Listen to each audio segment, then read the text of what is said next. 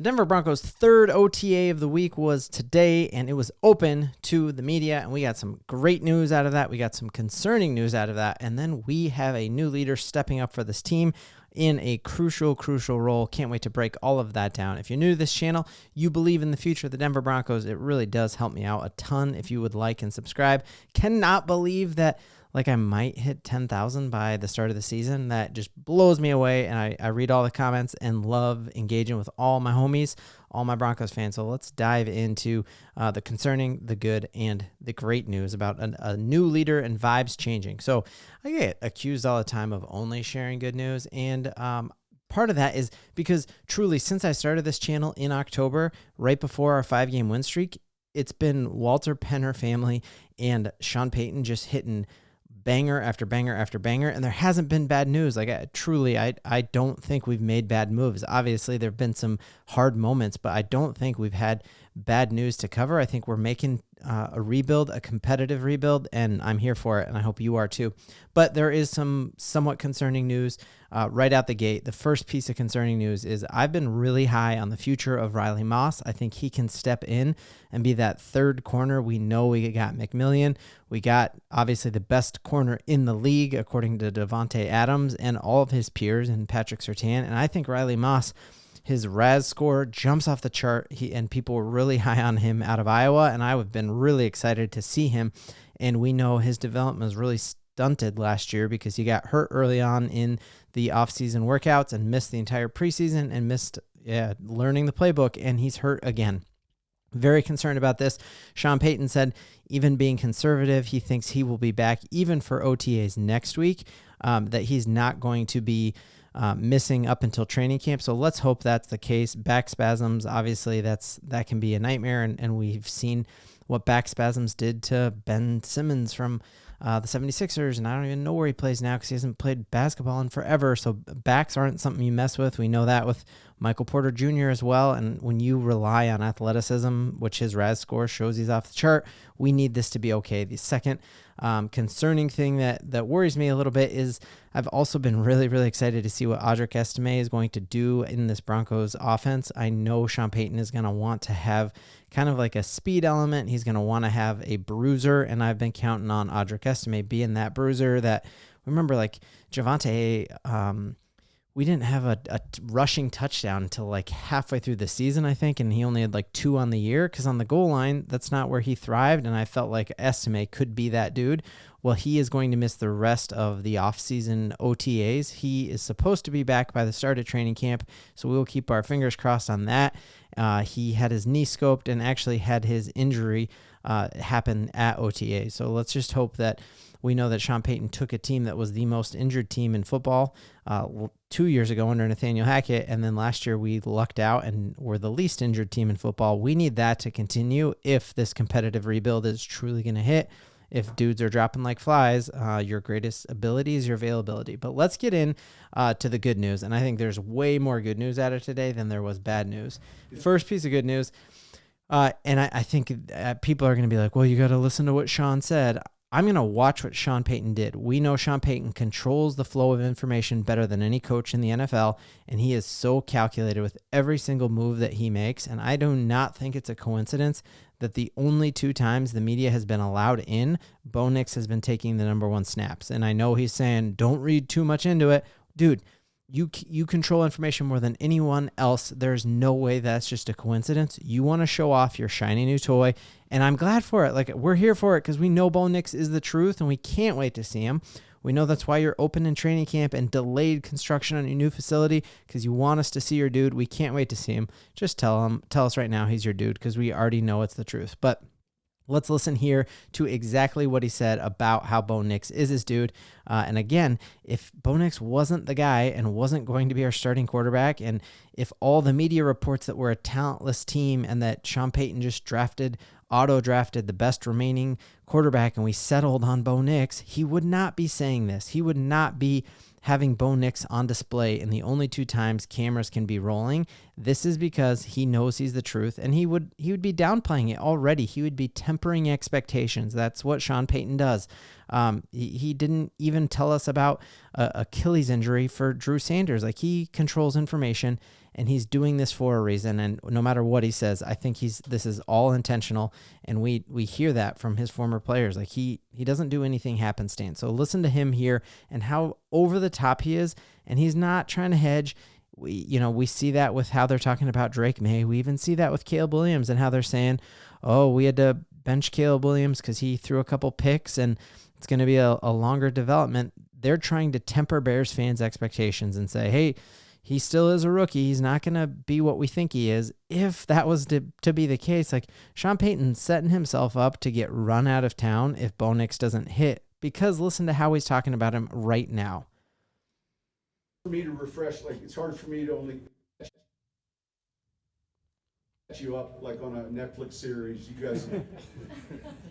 guys watch one and then you miss three, and then you watch one and I'm trying to like catch you up. But so there, he's talking about, hey, it's hard to catch you up because you watch one practice and then you miss the next three. Well, that's your fault, not our fault. Like, you only let the media into one. That's not how it happens around the rest of the league. So that's not their fault. It's yours.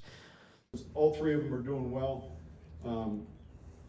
Specifically to Bo, he's doing really well. He's picking it up. There's a lot that's going in. He's throwing the ball extremely well. Throwing the ball extremely well, really well. Like, that is not how Fangio talked about Paxton Lynch. He is not tempering our expectations, and we shouldn't either.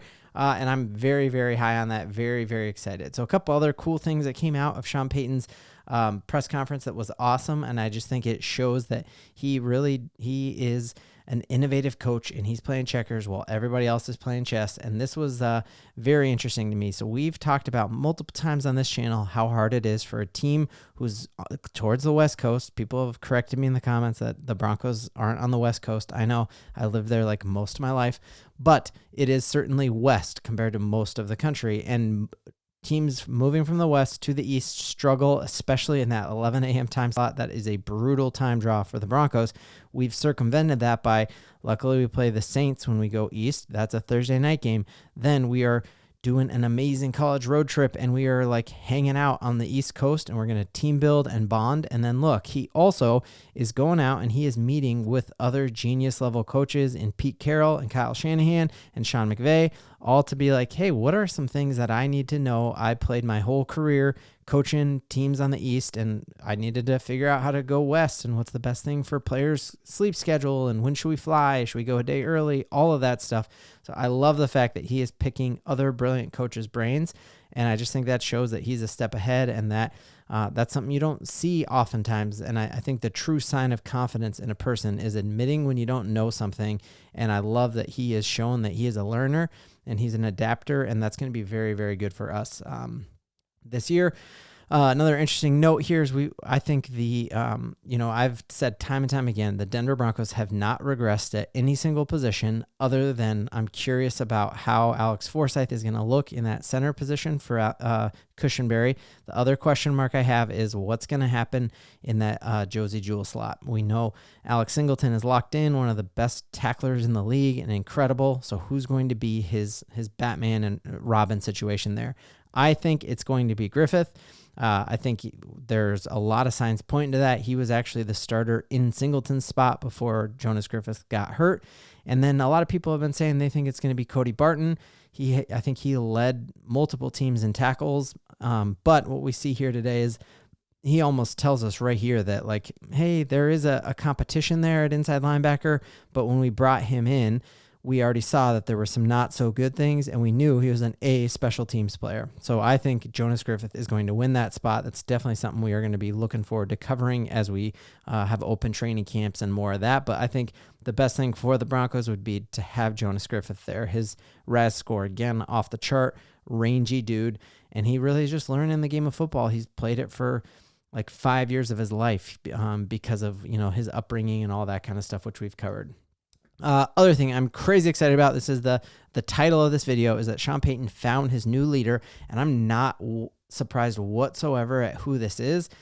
This is a guy last year who one of my favorite videos to make was despite that horrible loss to the Detroit Lions, PJ Locke, who had the week before had gotten injured so bad in his throat that he wasn't medically cleared to get on an airplane. He actually finished out that game against the Chargers, even though we had mollywopped him and didn't need him. But he's so tough that he toughed it out. When he went to the hospital after that, and they're like, yeah, it's not safe for you to fly. And they're like, bro, I got a game in Detroit. So he hopped on an RV and did a 20-hour drive to Detroit and then played in that game. I do that drive multiple times to visit family now that I'm living in Michigan, and I can't even carry the luggage up the stairs when I get home to my parents' house because I'm so wiped out. It's a brutal, brutal drive, and the fact that he did that to play in that game shows us all we need to know about him, that the Denver Broncos have a leader, and he's got all the physical tools to step in and pick up where Justin Simmons left off. And so we hear that today, that Sean Payton said, indeed, it is PJ Locke who's stepping into that leadership role, and we shouldn't be surprised. And I think we're really locked in at that safety spot. We got so much depth there. I'm really high on Brandon Jones, obviously crazy high.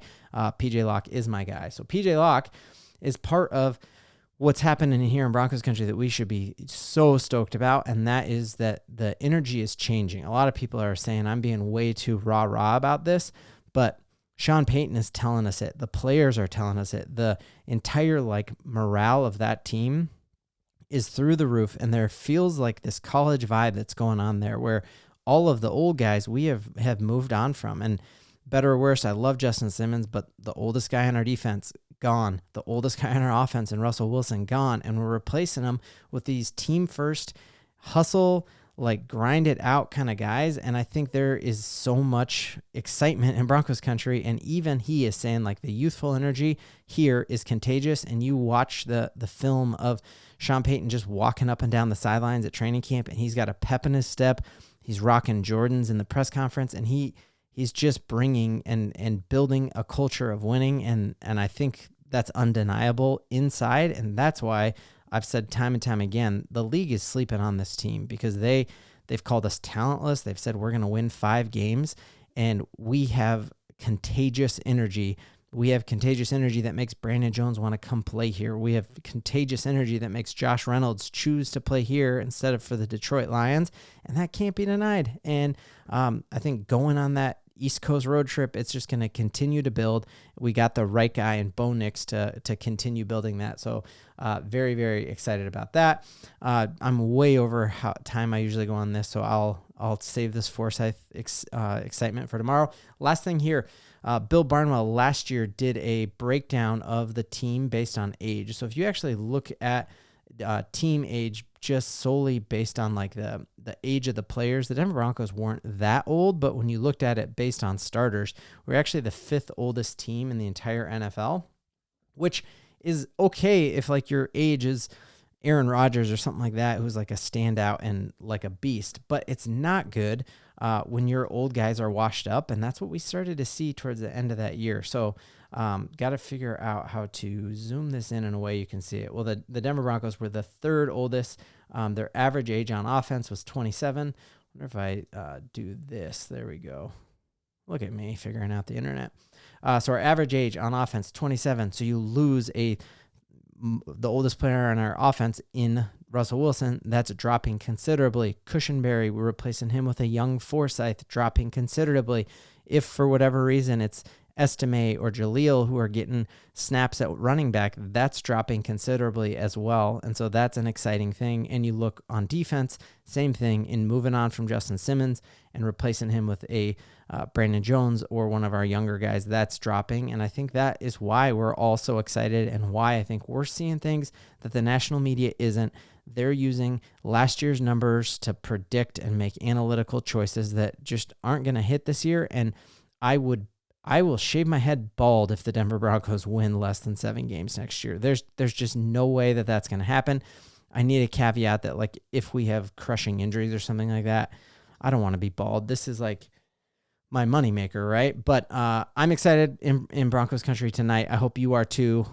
Let's believe.